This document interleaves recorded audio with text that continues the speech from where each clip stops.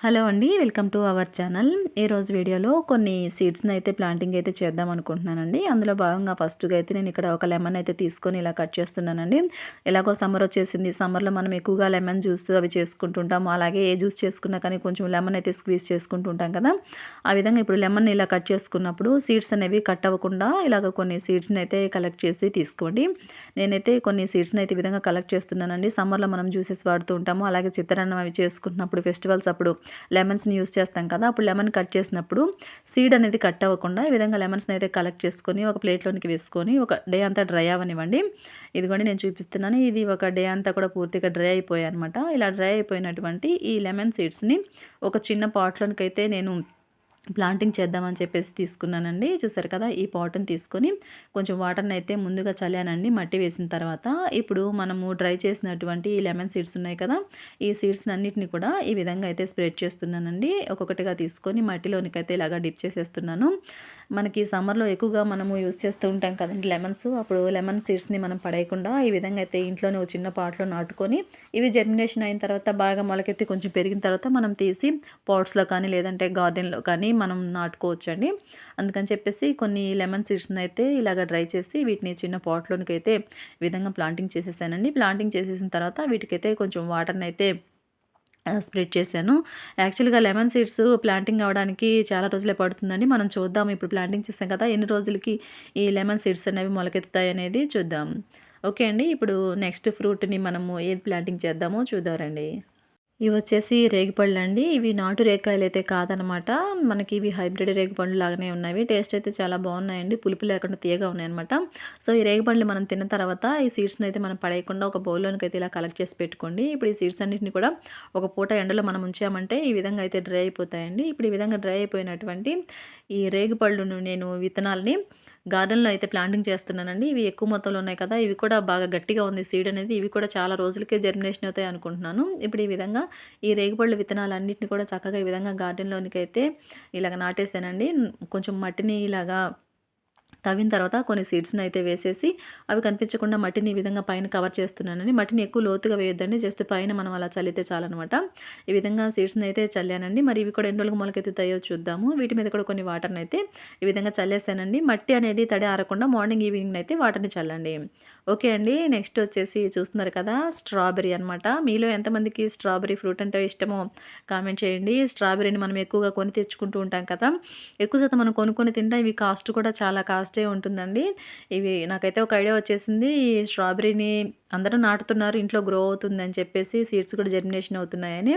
Okay అండి. ఈ స్ట్రాబెర్రీని అయితే నేను ప్లాంటింగ్ చేద్దామనేసి మనకి సీడ్స్ వచ్చేసి దీని పైన లేయర్ మీద ఉంటాయండి. పైన స్కిన్ ఉంటుంది కదా! ఈ కవర్ మీదే ఉంటాయన్నమాట. మనం ఇలాగ ఫింగర్‌తో టచ్ చేస్తే మనకి రఫ్‌గా ఉంటుంది చూడండి. గరుకుగా ఉంటుంది కదా! అవన్నీ కూడా సీడ్స్ అనమాట. ఇప్పుడు ఈ స్ట్రాబెర్రీకి పైనటువంటి స్టెమ్‌నైతే తీసేస్తున్నానండి. స్టెమ్‌ని తీసేసిన తర్వాత ఈ ఫ్రూట్‌కి పై లేయర్ ఉంది చూసారా? ఆ లేయర్‌ని వీడియోలో చూపిస్తున్న విధంగా నైఫ్ తోటి పల్చగా అయితే తీసేయండి. ఆ లేయర్ మీదే మనకి సీడ్స్ ఉంటాయండి. ఈ స్కిన్‌ని మనం ఎండబెట్టి కూడా మనం సీడ్స్‌ని కలెక్ట్ చేయొచ్చు. పచ్చివి నాటినా కూడా వస్తాయేమో ట్రై చేద్దాము. ఓకే అండి. ఈ పై లేయర్ అంతా కూడా నీట్‌గా ఈ విధంగా అయితే తీసేసి నేను ఒక ప్లేట్‌లోనికైతే తీసుకుంటున్నాను. మనకి తెలుస్తుందండి పైన లేయర్‌ని మనం తాగగానే గరుకుగా ఉంటుందనమాట. అవన్నీ కూడా మనకి సీడ్సే.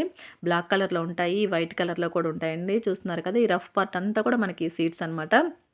అలాగే కలెక్ట్ చేస్తున్నప్పుడే చూస్తుంటే తెలుస్తుందండి. ఒక చిన్న సీడ్ కూడా నాకు ఫింగర్‌కైతే టచ్ అయిందనమాట. ఇదిగో చూస్తున్నారు కదా! బ్లాక్ కలర్‌లో ఉంది.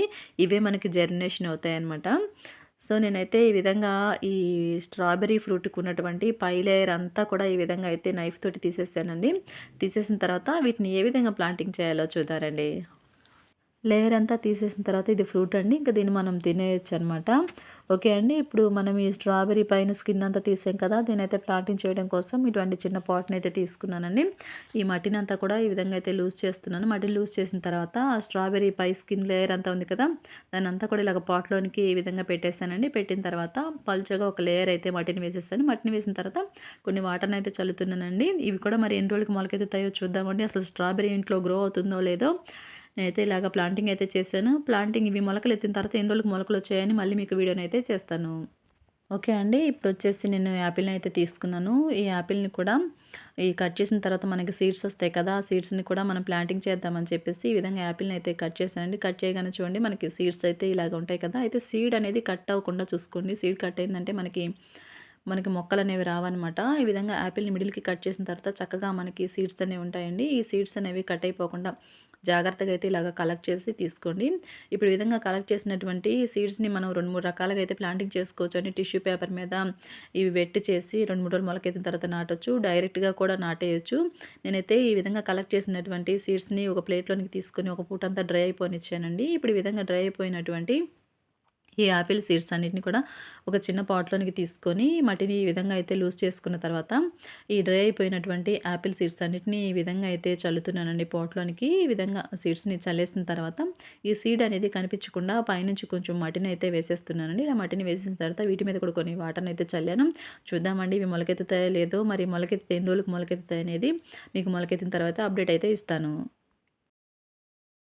ఓకే అండి. నెక్స్ట్ వచ్చేసి ఈ 2 గ్రో బ్యాగ్‌లో ఆల్రెడీ నేను గుమ్మడి విత్తనాలు, అలాగే వాటర్ మెలోన్ విత్తనాలు నాటానండి. ఆన్‌లైన్‌లో బుక్ చేసినవి. అవైతే మొలకలైతే రాలేదనమాట. మళ్ళీ సేమ్ తిరిగి నేను అవే గ్రో బ్యాగ్స్‌లోనికి మళ్ళీ వాటర్ మెలోన్ సీడ్స్‌ని, అలాగే ఈ పంప్కిన్ సీడ్స్‌ని అయితే ప్లాంటింగ్ చేద్దామనేసి కొన్ని విత్తనాలు అప్పుడు మొత్తం చల్లకుండా కొన్ని అలా ఉంచానండి. వాటినైతే ఇప్పుడు మళ్ళీ ప్లాంటింగ్ చేద్దామనేసి ఈ గ్రో బ్యాగ్‌లో మట్టంతా కూడా ఇలా క్లీన్ చేసిన తర్వాత ఫస్ట్ ఈ విధంగా వాటర్ మెలోన్ సీడ్స్‌ని అయితే ప్లాంటింగ్ చేస్తున్నానండి. ఇవి వచ్చేసి ఒక 2 మాత్రమే ఉన్నాయన్నమాట మనకి. తక్కువే వచ్చాయి. ఒక 5 ఏమో వస్తే 3 అయితే చల్లాను. అవైతే అప్పుడు రాలేదు.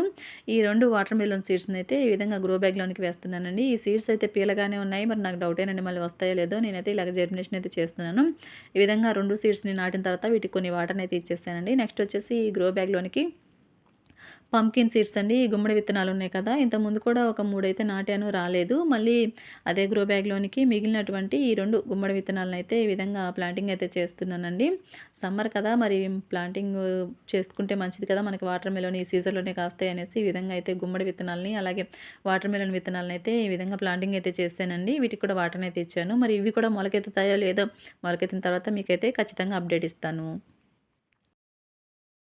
ఓకే అండి. నెక్స్ట్ వచ్చేసి సమ్మర్ స్టార్టింగ్‌లోనే మేమైతే ఇలాగ వాటర్ మెలన్ అయితే తీసుకొచ్చామండి. చూస్తున్నారు కదా! ఈ వాటర్ మెలన్‌కి ఇలాగ యెల్లో షేడ్ డాట్ ఉందంటే అది చాలా స్వీట్‌గా ఉంటుందని, చాలా కలర్‌ఫుల్‌గా కూడా ఉంటుందంటారండి. ఇప్పుడు ఈ విధంగా అయితే వాటర్ మెలన్‌ని కట్ చేస్తున్నాను. నిజంగానే మంచి కలర్‌లో ఉందండి. చాలా రెడ్డిష్‌గా ఉందనమాట.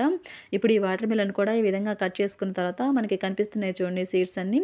ఈ విధంగా సీడ్స్‌ని అయితే కొన్ని కలెక్ట్ అయితే చేశానండి. అదేవిధంగా పిల్లలకి కట్ చేసి ఇచ్చిన తర్వాత కూడా వాళ్ళనైతే ఈ సీడ్స్ పడేయకుండా ప్లేట్‌లోనే కలెక్ట్ చేసి ఉంచమని చెప్పాను. ఈ విధంగా అయితే వాటర్ మెలన్‌ని కట్ చేసిన తర్వాత ఇది టేస్ట్ అయితే చాలా బావుందండి. చాలా తియ్యగా ఉందనమాట. కలర్ ఎంత రెడ్డిష్‌గా ఉందో మనకి స్వీట్‌నెస్ అయితే అంత తియ్యగా ఉందనమాట. ఓకే అండి. నేనైతే ఈ విధంగా వాటర్ మెలన్ సీడ్స్‌ని అయితే వేస్ట్‌గా పడేయకుండా కలెక్ట్ చేసి పెట్టాను. ఇప్పుడు ఈ విధంగా కలెక్ట్ చేసినటువంటి వాటర్ మెలన్ సీడ్స్‌ని కూడా నేను ఒక పూటంతా కూడా డ్రై అవ్వనిచ్చానండి. ఇప్పుడు ఈ విధంగా డ్రై అయినటువంటి వాటర్ మెలన్ సీడ్స్‌ని చూసారా ఇన్ని మొత్తంలో అయితే కలెక్ట్ చేశాననమాట. వీటన్నిటిని డ్రై చేశాం కదా! ఇప్పుడు వీటినైతే చిన్న పాట్‌లోనికైతే ఈ విధంగా ప్లాంటింగ్ అయితే చేస్తున్నానండి. జర్మినేషన్ అవుతాయనేసి. మట్టిని ఇలా లూజ్ చేసిన తర్వాత కొన్ని వాటర్ మెలన్ సీడ్స్‌ని అయితే ఇలా స్ప్రెడ్ చేశాను. స్ప్రెడ్ చేసి ఈ సీడ్స్ అనేవి కనిపించకుండా కొంచెం మట్టిని అయితే ఈ విధంగా చల్లిన తర్వాత వాటర్‌ని అయితే ఇచ్చానండి. అలాగే మనకి ఎక్కువ మొత్తంలో ఈ సీడ్స్‌ని కలెక్ట్ చేసాం కదా! అందుకని చెప్పేసి వీటిని ఈ శంకుపూల చెట్టు నాటినటువంటి పాట్‌లోనికి కొన్ని సీడ్స్‌ని కూడా ఈ విధంగా గుచ్చేసానండి. కొన్ని సీడ్స్‌ని 10 పైనే గుచ్చాను. గుచ్చిన తర్వాత వీటికి కూడా మట్టి కవర్ చేసి వాటర్‌ని అయితే ఇచ్చాను. అలాగే కొన్నిటిని గ్రో బ్యాగ్‌లోని కూడా నాటానండి. అలాగే మనం ఇంతకుముందు మనకు ఆన్‌లైన్‌లో బుక్ చేసినటువంటి వాటర్ మెలన్ సీడ్స్‌ని ప్లాంటింగ్ చేసాం కదా! అదే గ్రో బ్యాగ్‌లోనికి కొన్ని సీడ్స్‌ని అయితే మళ్ళీ గుచ్చానండి. అదే విధంగా ఈ గార్డెన్‌లో కూడా కింద కూడా కొన్ని వాటర్ మెలన్ సీడ్స్‌ని అయితే ఈ విధంగా ప్లాంటింగ్ చేశాను. వీటినైతే 4, 5 ప్లేసెస్‌లో ప్లాంటింగ్ చేశానండి. మరి ఇవి ఎప్పటికి మొలకెత్తుతాయో మొలకెత్తిన తర్వాత మీకు వీడియోనైతే పెడతాను. ఓకే అండి. చూసారు కదా! ఈ విధంగా అయితే కొన్ని నిమ్మకాయ విత్తనాలని, అలాగే స్ట్రాబెర్రీని, అదేవిధంగా యాపిల్‌ని, వాటర్ మెలన్ సీడ్స్‌ని, అలాగే గుమ్మడి విత్తనాలను అయితే ఈ విధంగా ప్లాంటింగ్ అయితే చేసామండి. వీటిలో ముందుగా ఏ సీడ్స్ మొలకెత్తుతాయని మొలకెత్తిన తర్వాత మీకైతే అప్డేట్ ఇస్తానండి. అప్పటి వరకు మన ఛానల్‌ని అయితే ఫాలో అవుతూ ఉండండి. ఓకే అండి. చూసారు కదా! వీడియో నచ్చినట్లయితే వీడియోకి ఒక లైక్ చేసి ఇటువంటి మరిన్ని గార్డెనింగ్ అండ్ కుకింగ్ వీడియోస్ కోసం మన ఛానల్‌ని సబ్స్క్రైబ్ చేసుకొని పక్కన బెల్ సింబల్‌ని క్లిక్ చేయండి. Thanks for watching our video.